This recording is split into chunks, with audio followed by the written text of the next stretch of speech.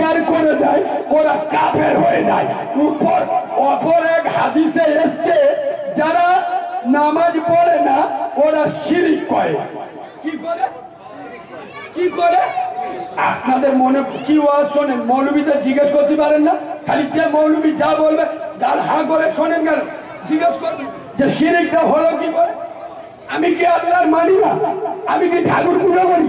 তা শিরক হলো কি করে? আরে বুঝিয়ে বলতে হবে না? হবে না? শোনেন, আমি মুসলমানের বাচ্চা, আমি নামাজ বলো নামাজ পড়ি না, কিন্তু আমি দুর্গা পুজো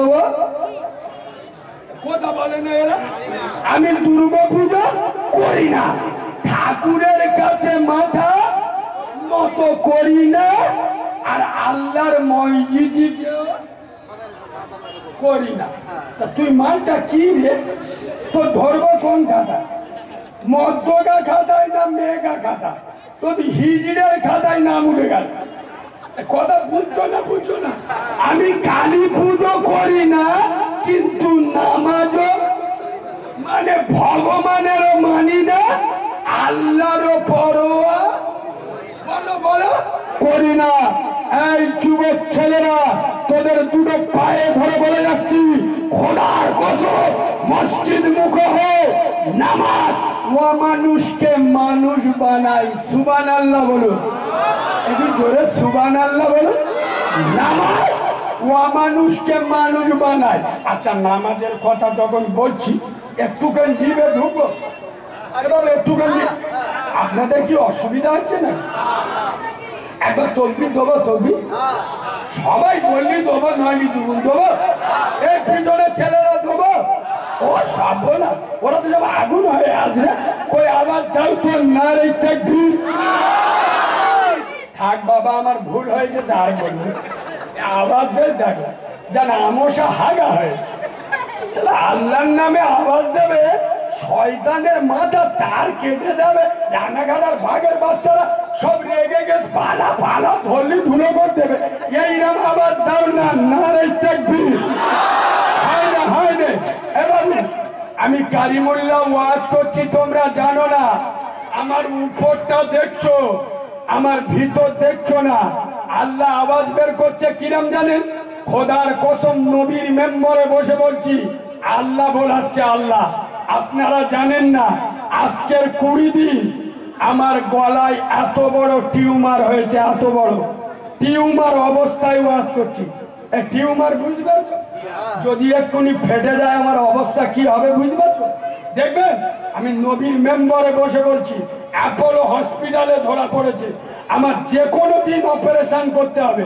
আমি শুধু ডাক্তারের অনুরোধ করে বললাম, স্যার বাংলার গলি গলিতে আমার নামে প্রচার হয়ে আছে, আমি ওয়াজ করতে পারি আর না পারি, আমি গিয়ে মুখটা দেখে আসি, তাতে যদি আমার মৃত্যু হয় হবে।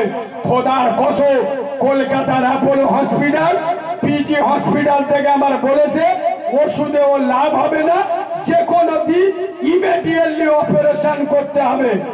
টিউমারটা এত বড় আকার নিয়েছে। খোদার কসম, আজকের আমার মায়ের কথা খুব মনে পড়ছে। আপনারা ইউটিউবে যারা আমার শুনেছেন, আমার মা নেই আপনারা জানেন। আমি যেদিন হয়েছি আমার মা সেদিনই মরে গেছে। খোদার কসম, আমার দাইমারা বেঁচে আছে, তারা বলে কারিমুল্লাহ তোর মা যে তোকে দেখবে প্রসব করে, যে আমার বেটা ছেলে হলো না মেয়ে ছেলে হলো, মালটা কেলে হলো না পরিষ্কার হলো, একটু দেখি, সে সুযোগ আল্লাহ দেয়নি।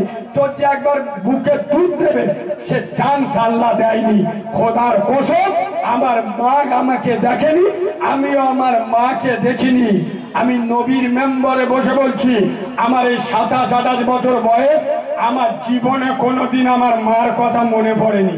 আরে মনে পড়বে কি? আমি জীবনে তার চোখে দেখিনি, তার স্তনের দুধ খাইনি। কিন্তু খোদার কসম, এই যুবক ছেলেরা, মা কারে বলে আমি এই 20 দিনে বুঝতে পারছি। আজকের আমার জান্নাত যদি বেঁচে থাকতো, আমি জলসায় বেরোতুম, আর আমার মা হাত তুলে বলতো, আল্লাহ মুসার মা যারা মুসার জন্য দোয়া করতো, আমি কারিমুল্লাহর মা দোয়া করছি, আমার বাচ্চাটা হকের আওয়াজ, আমার বাচ্চাটা ইসলামের প্রচারে যাচ্ছে, আমার বেটাকে তুমি ক্যান্সার দিও না। খোদার কসম দুনিয়ার সমস্ত ওষুধের পাওয়ার হেরে যেত আমার মায়ের দোয়ার কাছে। সুবহানাল্লাহ বলুন। এই যুবক ছেলেরা, খোদার কসম আমি নবীর মেম্বারে বসে বলছি, আরে পৃথিবীর সব থেকে বড় পীর আব্দুল কাদের জিলানীর থেকে বড় পীর তোর বাপ এবং তোর মা খাজা মঈনুদ্দিনের থেকে বড় পীর তোর বাপ এবং তোর মা। খোদার কসম বিশ্ব নবী বলে যাচ্ছেন, বাপ হলো জিন্দা কাবা, মা হলো মদিনা। এইরকম বাম্মা যাদের বেঁচে আছে, বাম্মার উপরে অভদ্র আচরণ করো না। বুঝবে খালা বেলা হলে বাপ যখন মরে যাবে। আজকের বাপটা খারাপ তো, বয়স্ক বাপ খিটখিট করে। খোদার কসম যেদিন হারিয়ে যাবে, হাজার বার বাপ বাপ বলে ডাকলে বাপ আর ডাকের সাড়া দেবে না, কবর থেকে উঠবে না। হে রানাঘাটার মুসলমান, তোদের পায়ে ধরে বলে যাচ্ছি, আল্লাহকে যদি রাজি করতে চাস বাপকে রাজি কর, নবীকে যদি রাজি করতে চাস মাকে রাজি কর। যার উপরে মা রাজি, তার উপরে মদিনা ওয়ালা রাজি, যার উপরে বাপ রাজি, তার উপরে আমার আরশের মালিক আল্লাহ রাজি। সুবহানাল্লাহ বলো।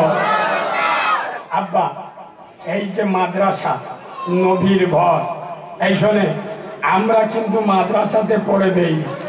আরে হ্যাঁ না না, আমরা মাদ্রাসায় পড়িছি না পড়িনি? তবে আমার মুফতি সাহেবের একটা কথা আমার খুব ভালো লেগেছে। আমি এসে শুনলাম যে আমার মা, আমার সোনামণি বোনেদের এখন কত মেয়ে থাকে? প্রায় 150 জন। আর মুফতি সাহেব একটা জিনিস ভালো করেছে, এদের আরবির সাথে সাথে স্কুলেরও ব্যবস্থা করে দিয়েছে, মানে এরা মাধ্যমিক উচ্চ মাধ্যমিক দিতে পারে। এটা দারুণ জিনিস। এই দেখেন, আমাদের মৌলবীদের অন্ধ হলে হবে না, শোনেন, গোলামি করলে হবে না। ইসলাম এমন একটা জিনিস, ইসলাম কাঁচের গেলাস নয়। একজন মহিলা যদি স্কুলে যায় তার ঈমান চলে যাবে? কথা বল, ইসলাম পালন করেছে যে ও মূর্খ হয়ে ঘরে বসে থাক? ইসলাম বলে দিয়েছে? খবরদার, এই বাবু, ফতোয়াবাজি মৌলবি হবে না। আমি তো অনেক জলসায় যুবকদের বলে আসি, এ বাবু এসা 17 রেখার নামাজ তো তুই 4 রেখাত পড়। করেগা? আমি কি বলেছি তুই সুন্নত পড়িনি? এ বাবু বুঝতে পারছো না? আমি বলছি তুই 4 রেখাত পড়। করেগা? আমি কিন্তু বলিনি তুই সুন্নত পড়িনি। কেন? খোদার কসম নবীর মেম্বারে বসে বলছি, 13 রেখাত না পড়লি তুই জাহান্নামে যাবি না, 4 রেখাত না পড়লি জাহান্নামে যাবি। আমার কথা বুঝছো না? বুঝছো না? 4 রেখাত না পড়লে 4 রেখাত কার হুকুম? আল্লাহর হুকুম। তুই তো মোটে পড়ছিস না, অন্তত 4 রেখাত পড়, জাহান্নামতে বেঁচে যা। আল্লাহর রাগ ঠান্ডা হয়ে যাক, আল্লাহ রাজি হলেই তোর গুনাহ মাফ করে দেবে। সুবহানাল্লাহ বলো। ফতোয়া মেরে ইসলাম কঠিন করবে না। মহিলারা স্কুলে যেতে পারবে না কেন? মহিলারা সব করবে, তার একটা সিস্টেম আছে। সিস্টেমের উপরে চললে অসুবিধা কি? এই গতকালকের আমি জীবন তোলায় বলছিলাম। এই শোনে, একটা বেধর্মী প্রশ্ন করেছে একটা মুসলিম ছেলে যে তোমাদের মুসলিম মেয়েরা ওই বোরকা পরে গায়ে এরম হামাজামা দিয়ে থাকে কেন? তা ইয়ে বলতেছে, বা এটা মুখই বলবো না, বাস্তবে দেখাবো। বলে দেখা, বলে শোনে শোনে শোন, পুকুর পাড়ে চল, পুকুর পাড়ে চল। পুকুর পাড়ে গিয়ে একটা দোকানে নিয়ে গেছে। দোকানদারের বলছে 2টো লজেন্স দাও। কি? আরে আব্বা, সেই এক একটা লজেন্স দেখবেন কাগজে মোড়া থাকে না, 2টো লজেন্স নিয়ে একটা লজেন্সের কাগজ ছেড়ে মাটিতে ফেলে দেবে, আর আরেকটা লজেন্স কাগজ মুড়ে মাটিতে ফেলে দেবে। ওর বলতে 2টোর মধ্যে একটা তুলে খা। ও কোনটা তুলে খাবে? কাগজের মোড়াটা তুলে মোস্তানি কো সুন্দর কো খাচ্ছে। মোল্লার ছেলেটা বলে চেপে লাল করে দেবো। কেন? বলে ওটা তুললি নি কেন? ও তো ধুলো ময়লা লেগে গেছে।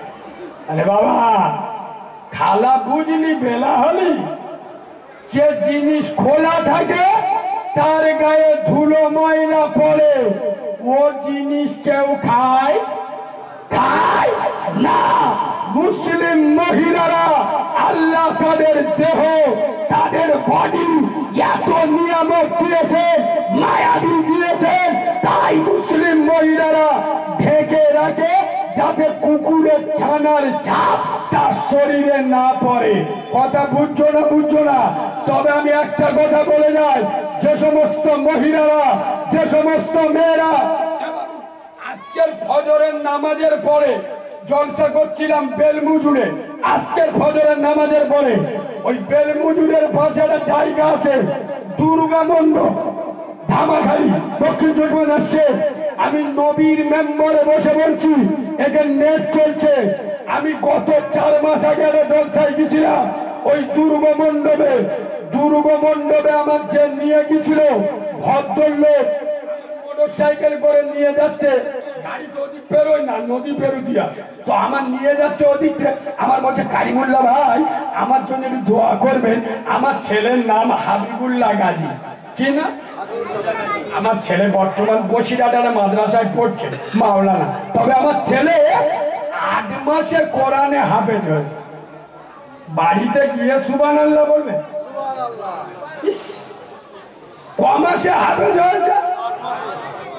এখানে আলেম উলামাদের জিজ্ঞেস করেন, ভালো বিলিয়ান স্টুডেন্ট হলে অন্তত 2 বছর সময় লাগে হাফেজ হতে। এ হয়েছে কদিন? মাত্র 8 মাসে। আমি মনে মনে করেছিলাম আল্লাহ এর জমি ভালো। কি ভালো? জমি মানে বুঝতে পেরেছ? কে? ঠিক ধরে, জ্ঞানী লোক বড় পীর আব্দুল কাদের জিলানী 19 বার কোরআনে হাফেজ হয়েছে। মায়ের কোলে বলো আর মায়ের পেটে বলো। কেন? কেন?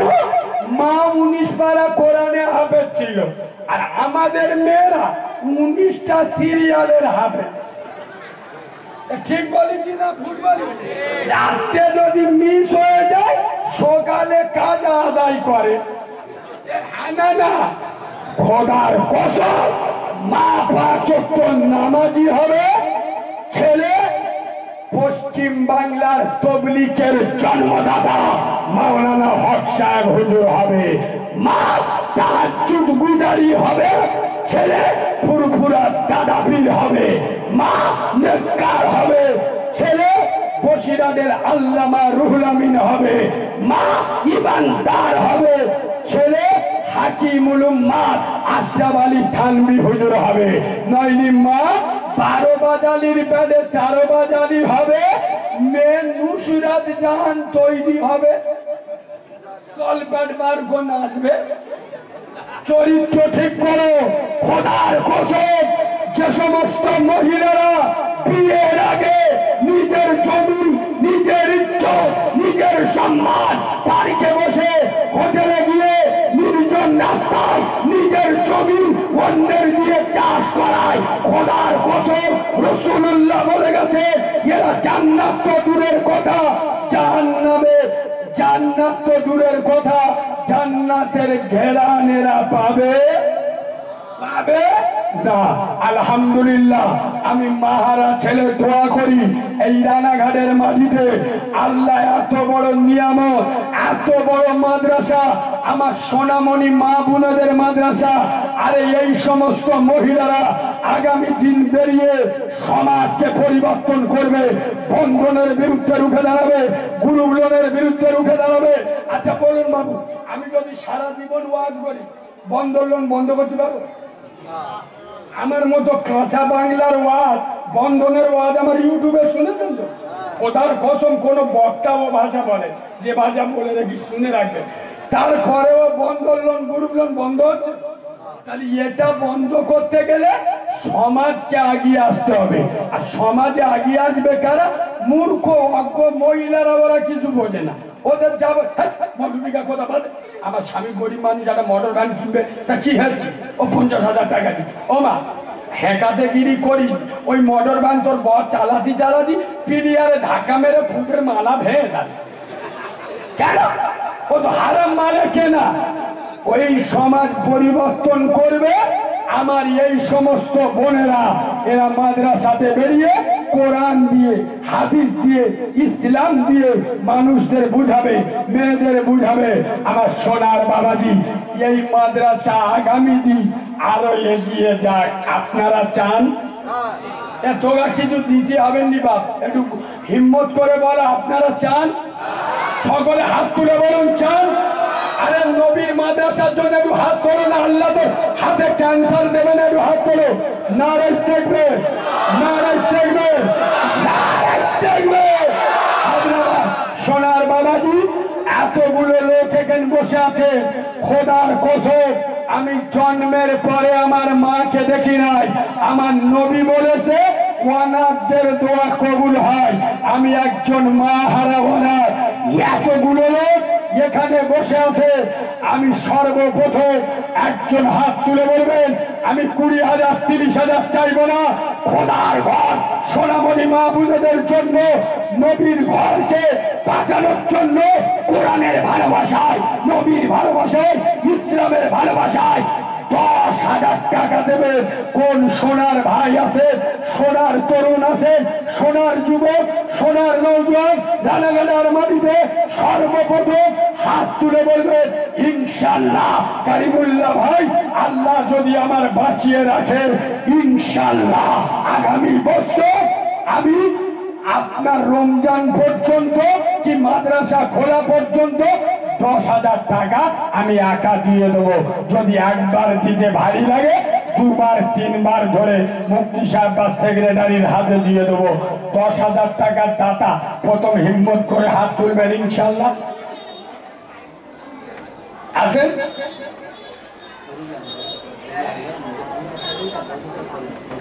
ও সর্বনাশ, কই খয়রুল বাবু কই? আরে সভাপতি হতো আইসা হোক, আমাদের খয়রুল সাহেব আল্লাহ ওর সম্মান আরো বাড়িয়ে দিক, বলেন আল্লাহুম্মা আমিন। সভাপতি আলহামদুলিল্লাহ। আহারে আহারে সোনারে ভাই, কোনখানেতে ছিলে আর ছিলে কিনা ছিলে বলে এত টাকা দিলে, কবুল করো আল্লাহ তুমি, তুমি রহমান, আর মাফ করে দিও খোদা, বাড়াইও সম্মান, আরো খোদা থাকে তুমি অতি তাড়াতাড়ি, দয়া করে দিও খোদা টাটা সুমো গাড়ি, বলেন আল্লাহুম্মা আমিন।